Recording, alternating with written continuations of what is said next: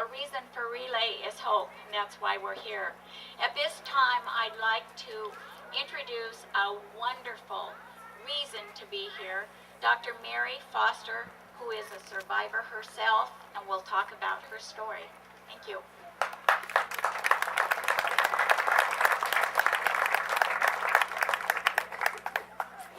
Hi, my name is Mary Foster, and I'm a 3-year survivor of breast cancer. As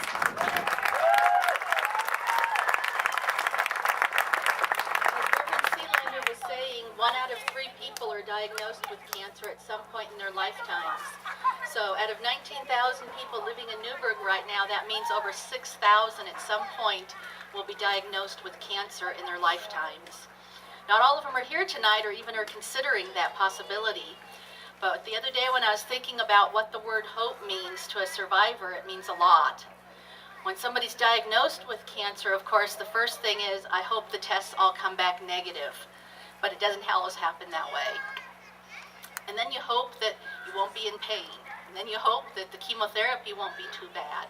Then you hope that you won't have side effects from radiation. So there's a lot of hope that breast cancer, or that cancer survivors in general have as time goes on. Then year after year, going back for all the checkups, everybody hopes that the cancer won't come back. So you can see that cancer survivors look at the word hope a lot differently from the general population. Tonight we hope to raise a lot of money for American Cancer Society so that hopefully in the future we won't have as many cases, and cases will be diagnosed earlier, and there will be better treatments for it. The American Cancer Society was founded in 1913, a long time ago. In 9 more years, we'll be having the 100th anniversary. I hope to see all of you, plus many more here, for that 100th anniversary in 2014, or 2013. Tonight, I'd like to point out that we do have a cancer education area. It's over underneath the covered area.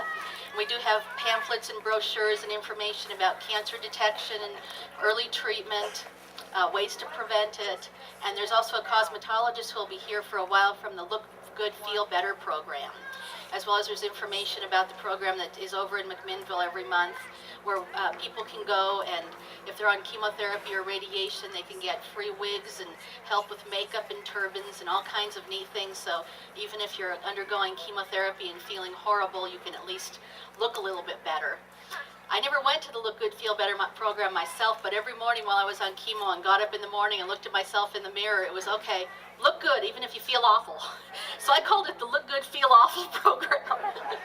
But it really is Look Good, Feel Better. So we certainly invite everybody, especially survivors, to go over and look over all the materials that she has there. And I'd like to close with just one short, very short story. It was exactly 3 years ago this week, that was my last day in the office seeing patients.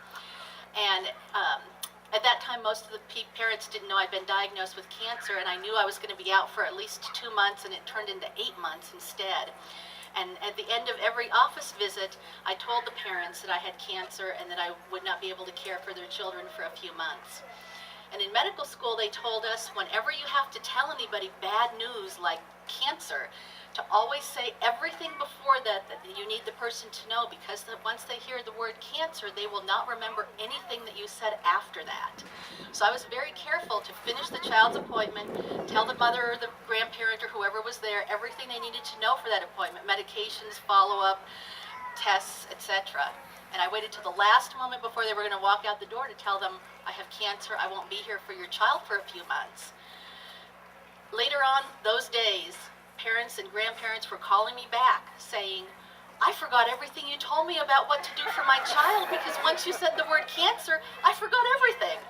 So once they told us to tell everybody before you say the word cancer, I found out even before I said the word cancer, they had like memory loss. So the word cancer, of course, has come to mean a great deal in our society, and hopefully, as time goes on, with better treatment and early detection, we won't have that stigma about the word cancer as time goes on. Next, I'd like to congratulate all of our survivors. Tonight we have 50 survivors who've shown up. Let's give them all a round of applause.